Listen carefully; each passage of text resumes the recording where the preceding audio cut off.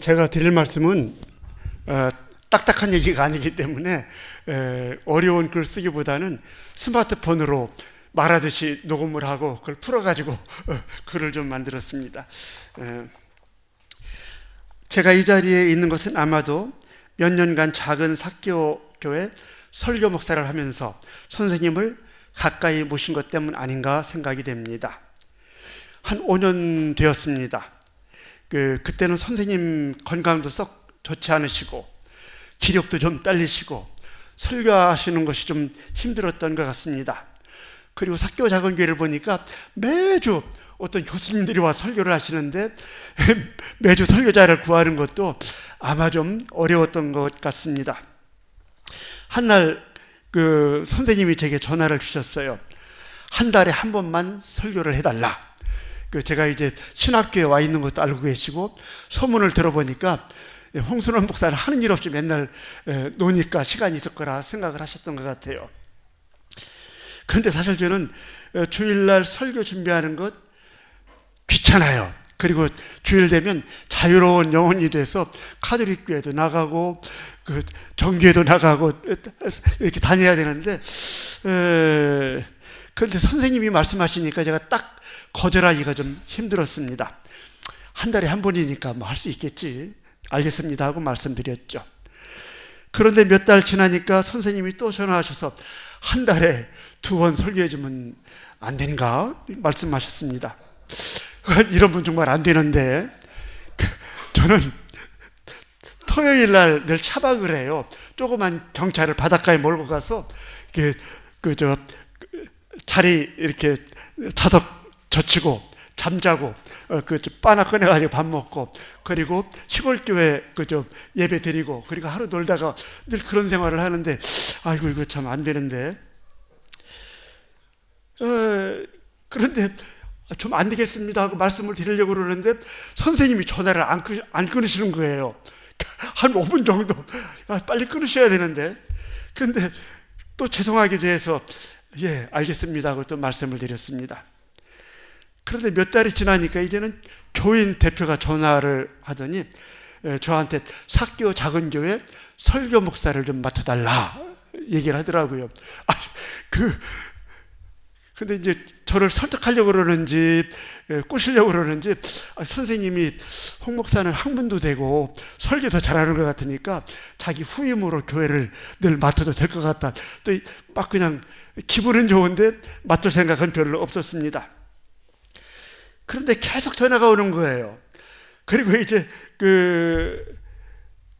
선생님이 또 한 번 전화를 하셔가지고 자꾸 이제 자기 대신 사교 작은 교회를 없애면 안 되니까 맡아달라고 얘기하셨습니다.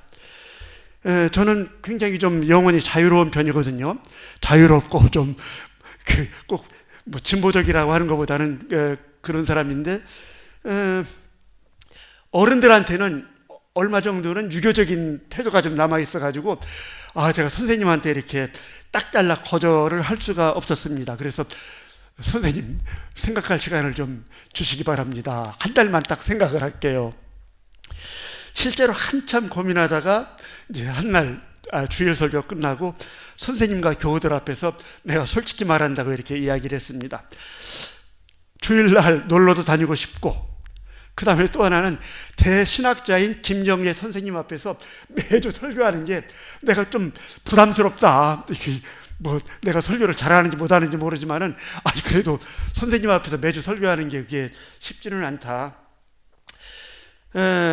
그런데 내가 허락하는 이유는 내가 매주 선생님 앞에 설교하면은 내가 공부는 계속 할 것이다. 허튼 소리는 안 할 것이다. 그리고 앞으로 나도 조금 더 선생님한테 뭐 더 배워야 되기 때문에 내가 허락을 하겠다. 그리고 또 하나 부탁한 게 있어요. 선생님하고 나하고 절대로 비교하지 말라. 인격적으로나 학문적으로나. 제가 20여 년 전에 천호동교회라고 하는 데를 갔는데요. 거기는 김재준 목사님, 문익환 목사님이 돈을 내가지고 지은 교회예요.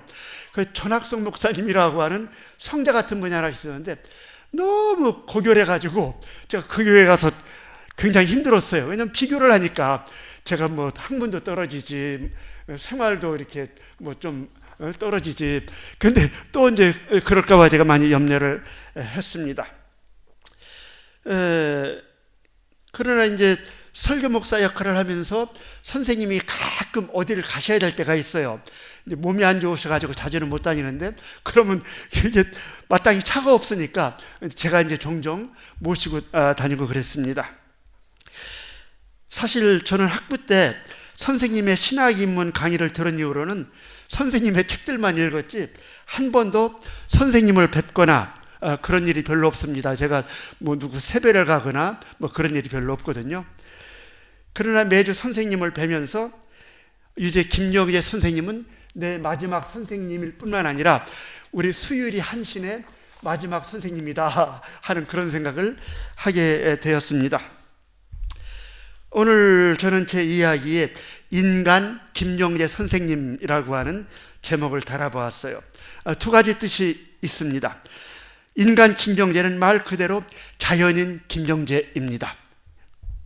저 같은 보통 사람 김영재, 그런 거죠. 또 김영재 선생님은 그럼에도 불구하고 저로서는 범접할 수 없는 훌륭한 인격과 학문을 가지고 있는 그런 삶의 모범이요, 귀감으로서의 선생님입니다. 여러분, 그 식당이나 이런 데 가서 사장님 부르면 다 돌아봐요. 우리나라에선 사장 아닌 사람이 없습니다. 또 선생님 그러면 또 다 돌아봐요. 우리나라는 선생 아닌 사람이 없어요.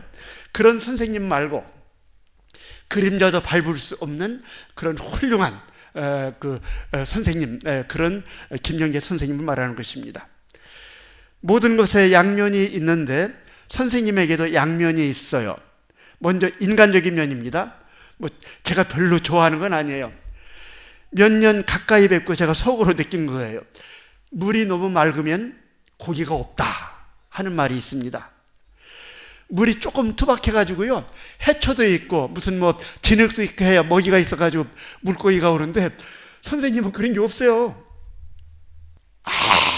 아무것도 없어요. 그냥 맑은 거야. 제가 종종 선생님을 모시고 다니면서 두어 번 겪은 일이 있습니다. 그 선생님 댁 근처 419 공원 입구에 맛있는 음식점이 하나 있어요. 불고기도 있고 뭐 갈비탕도 있고 한데, 모임이 끝나고 늦으면 선생님하고 가끔 이 음식점에 갑니다. 갈비탕도 맛있고 불고기도 참 맛있어요. 그 선생님은 체구는 나보다도 작으신 것 같은데 드시는 분도 잘 드세요. 진짜 그 조그만 체구에 잘 드십니다. 불고기 2인분을 주문해서 선생님과 같이 식사를 하고 나면 제가 화장실 가는 척하고 그 제자인 내가 계산을 먼저 하죠. 그래도 저 돈도 없지만은 그 선생님 불고기는 제가 사드릴 수 있거든요. 그러면서 나가면서 선생님은 이제 그걸 알고 나서, 아이, 차로 데려다 주는 것도 고마운데 왜 음식값을 계산해야 되냐고 하면서 현금으로 저한테 돈을 내주세요. 그리고 또 2인분을 더 시켜가지고 집에 가서 아내하고 먹으라고 또 싸주세요. 두어 번 이런 일이 있고 나서는 제가 선생님한테 뭘 대접을 못해요. 왜? 한 번 대접하면 되로 주고 말로 받고 해야 되니까. 아마 이런 것들을 경험한 분이 좀 있을 거라 생각합니다. 이 때문에 저도 선생님이 어려워서 선생님 앞에서는 굉장히 좀 자세가 경직이 돼요. 저 장난도 잘 치고 하는데, 그리고 불고기 먹으면, 선생님 우리 맥주도 한잔 하십시다, 그런 말이 나와야 되는데 너무 어려워가지고 그런 말이 안 나오곤 했습니다. 그러면서 사람은 약간 느슨한 데가 있어야 매력이 있다. 나는 다행이다. 나는 좀 느슨하거든요. 누가 사주면 먹고 나도 사주고. 근데 선생님은 그런 게 없으니까 나도 불편하고 본인은 얼마나 불편하실까, 이런 생각을 좀 많이 했습니다. 실제로 아까 말씀하셨지만은 걱정도 많으시고 불편한 것도 많으시고 그러신 것 같아요. 제가 선생님을 모실 때부터는 건강이 썩 좋지 않으셨어요. 종종 고대 병원에서 치료도 받으시고 입원도 하셨습니다. 당신은 절대로 설교하지 않겠다고 저한테 선언을 하셨는데, 제가 선생님 자꾸 설교하셔야지 설교 선을 놓으시면 이렇게 머리가 굳어집니다. 그리고 자칫하면 치매도 빨리 올 수가 없습니다. 제가 말씀드렸거든요. 치매가 빨리 올 수 있다 그러니까 조금 겁이 나셨는지 이제 2달에 한 번씩 설교하기로 하셨습니다.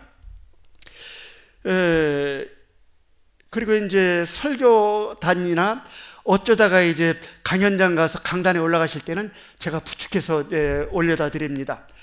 그런데 일단 말씀을 시작하시면 우리 선생님이 돌변해요. 보통 때 차분하고 조용한 김영재가 아니라 아주 그냥 막 얼굴에 주름이 그냥 가득하고 코가 찡긋찡긋하고 목소리가 굉장히 우렁찹니다.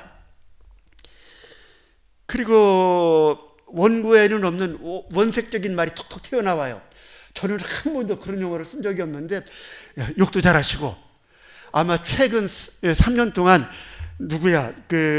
전광훈 목사는 설교할 때마다 아주 별의별 욕을 다 얻어먹었을 거예요. 근데 그냥 원색적인 말이 쏟아져 나오십니다. 그리고 한바탕 격정적인 말씀을 하고 나면 스트레스가 풀리신 것 같아요. 아니면 도파민이 나오신 것 같아요. 계속 즐거워하시고 집에 갈 때까지 신나하시고 그러신 것을 제가 여러 번 목격을 늘 했습니다. 김경재는 정말 선생님입니다. 이것은 학문에 대해서만이 아닙니다. 많은 분들이 선생님을 문화신학자로만 알고 계시는데 그분의 설교나 글들을 읽어보면 저는 이제 선생님 아카이브 만든다고 수백 편 되는 논문, 설교 다 제가 읽고 수정하고 했는데 가난한 사람을 위한 민중신학, 그 다음에 전 세계를 옥죄는 신자유주의 정체경제 질서에 대한 대단한 저항신학이 그 안에 들어있습니다. 굉장히 언어도 날카롭게 들어있어요. 그리고 이런 관심은 그분의 여러 인간관계에서도 만나볼 수가 있습니다. 선생님은 우리 교단에서도 소외된 것들을 많이 관심하셨습니다. 여신도, 여교육자들, 특별히 농촌에서 목회하는 가난한 여교육자들을 굉장히 많이 아끼시고 격려하셨습니다.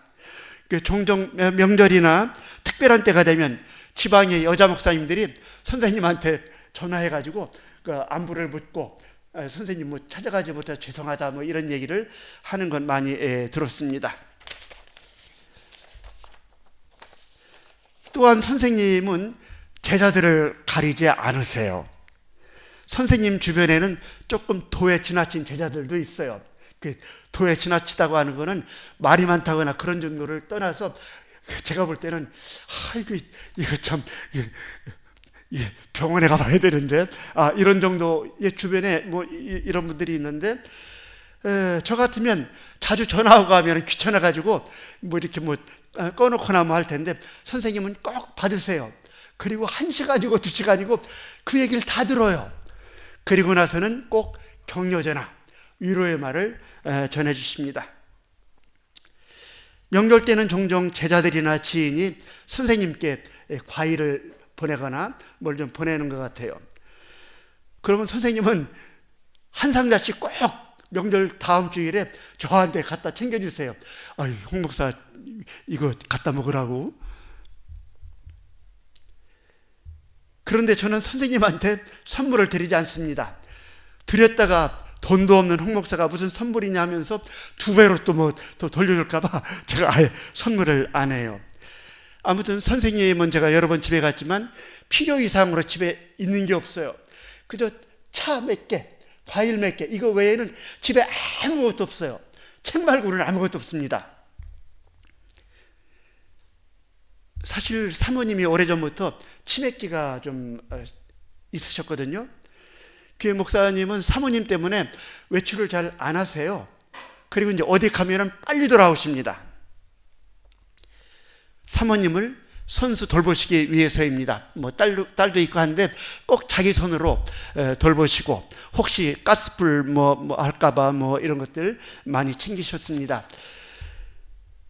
선생님은 욕심이 없으셔요.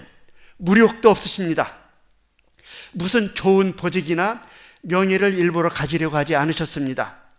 다만 욕심이 있다면 책 욕심, 공부하고 글 쓰는 욕심, 이거는 굉장히 많으세요.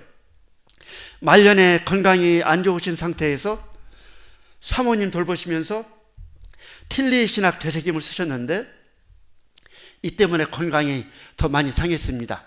근데 성격이 꼼꼼해가지고 저 같으면 이렇게 원고 쭉쭉 써가지고 이제 후배한테 넘기기도 하고 타이프 치라고 그러는데 자기 손으로 일일이 다 타이핑을 하시는 거예요. 그것도 빠르지도 않고 아무튼 느릿느릿하게 그냥 다 원고를 쓰십니다. 그것 때문에 건강을 많이 챙기셨습니다.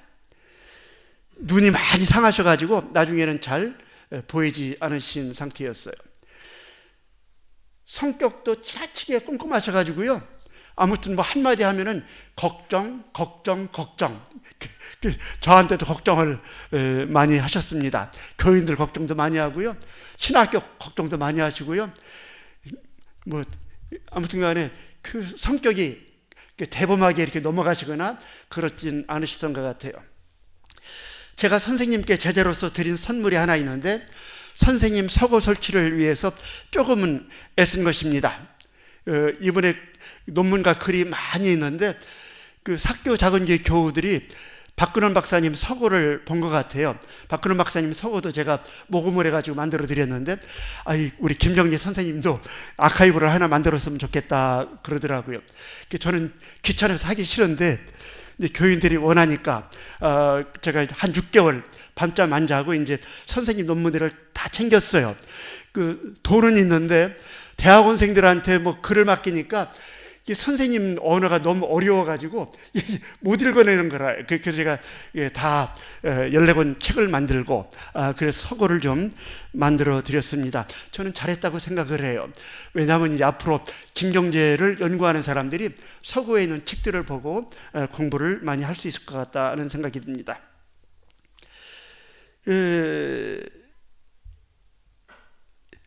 제가 선생님한테 조금 미안한 거는 제가 작년에 사교 작은교회의 설교 목사를 그만두었어요. 왜냐하면 이제 제가 시골에 내려가서 나는 자연인이다 이렇게 살고 싶어가지고 더 이상 교회를 안 하고 선생님이 하도 화를 많이 내시고 그래서 저도 좀 죄송한데 저도 좀 미안한 생각이 있습니다. 선생님을 기리며 이런 생각을 합니다. 목사다운 목사가 돼야 되겠다. 교수다운 교수가 돼야 되겠다. 교회다운 교회가 돼야 되겠다. 그분의 학문만큼이나 청빈한 그분의 삶과 깨끗하고 높은 인격을 우리가 좀 본받아야겠다. 이런 생각을 해보았습니다. 아무튼 저도 선생님 병원에 입원하시고부터는 마음이 별로 좋진 않았습니다. 그리고 선생님은 안 계시지만 대신에 앞으로 우리가 잘 그분의 인격과 삶을 본받아서 살아가야 되겠다 하는 그런 생각이었습니다. 고맙습니다.